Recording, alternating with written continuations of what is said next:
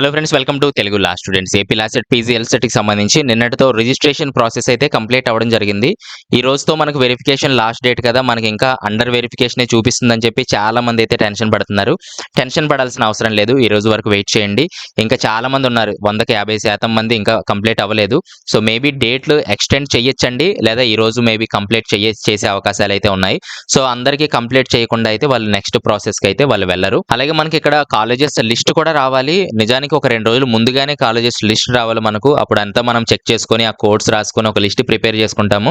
కానీ వీళ్ళు వెంటనే డేట్లు ఇచ్చేసి కాలేజెస్ లిస్ట్ కూడా రాకుండా చాలా మందిని అయితే కన్ఫ్యూజ్ చేయడం జరుగుతుంది. కాబట్టి ఇక్కడ కాలేజెస్ లిస్ట్ రావాలి మనకు, అలాగే అందరికీ వెరిఫికేషన్ అవ్వాలి. అప్పుడు మాత్రమే నెక్స్ట్ ప్రాసెస్ అయితే మనకు వెళ్ళడం జరుగుతుంది. మధ్యాహ్నం వరకు చూద్దాము, వీళ్ళు ఏమైనా వెబ్సైట్లో అప్డేట్స్ ఇస్తారేమో అని చెప్పి.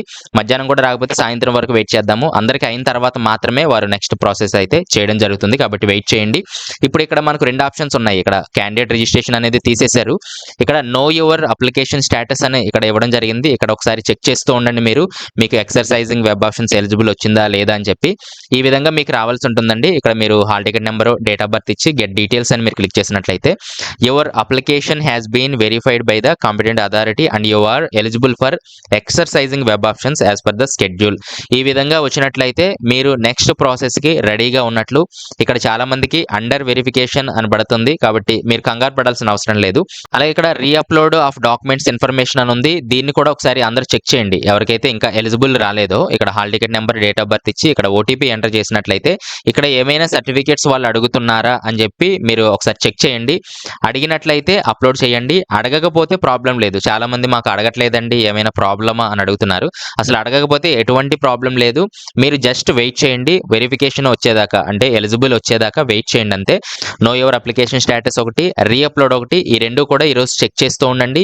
అలాగే ఏమైనా అప్డేట్స్ ఇస్తున్నాడు అనేది కూడా ఒకసారి చెక్ చేస్తూ ఉండండి. ఏమైనా కాలేజెస్ లిస్టులు ఇలాంటివి వచ్చినట్లయితే నాకు కింద కామెంట్స్లో తెలియచేయండి. అలాగే ఎంతమందికి ఎలిజిబుల్ అయ్యింది, ఎంతమందికి కాలేదనేది కూడా కామెంట్స్లో తెలియచేయండి. సో ఎవరూ కంగారు పడాల్సిన అవసరం లేదు. ఇప్పటికీ నాకు ఒక 10 మంది దాకా కాల్స్ చేసి అడుగుతున్నారు, టెన్షన్ పడుతున్నారు. కాబట్టి ప్రాబ్లం అయితే ఏమీ లేదు. సో ఏదైనా కామెంట్స్ ఉన్నట్లయితే కింద కామెంట్స్లో తెలియచేయండి, లేదా డైరెక్ట్గా నాతో మాట్లాడాలంటే కాల్ మీ ఫర్ యాప్లో నుంచి నాతో మాట్లాడచ్చు. నిమిషానికి 3 రూపీస్ అయితే ఛార్జ్ చేయడం జరుగుతుంది. నెక్స్ట్ వీడియోలో మళ్ళీ కలుస్తాను. Thanks for watching.